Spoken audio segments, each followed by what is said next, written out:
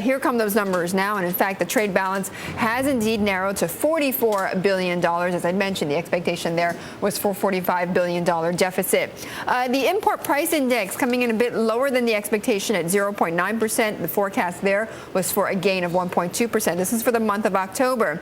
Now, initial jobless claims ending the week of November 6th, coming in also below estimates at 435,000. The estimate there was 450,000. So perhaps some good news there on the jobs front. Mike McKee has been pouring through these numbers. And Mike, let's take trade balance first, coming in narrower.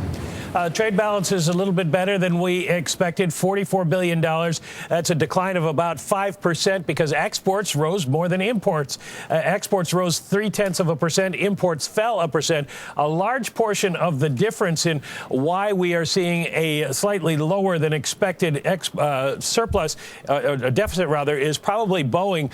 Civilian aircraft exports rose by 36%. They sent a lot more planes overseas during the month. But all in all, this is going to be good news for the economy. Capital goods exports, by the way, set a record. So we are sending more things overseas to help people make things. That's also good for the economy. We're watching import prices, particularly because of the Fed. With the dollar going down, it raises the cost of goods coming into the country, and QE2 will add to that pressure. Import prices, though, rise less than expected, just 0.9% on the month, pushes the year-over-year number to 3.6% from 3.5%.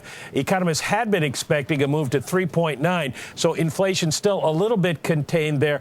Jobless claims much better than expected, 435,000. And Betty, that's good news, continues the trend that we have been seeing, interrupted last week, but we're heading at least in the right direction.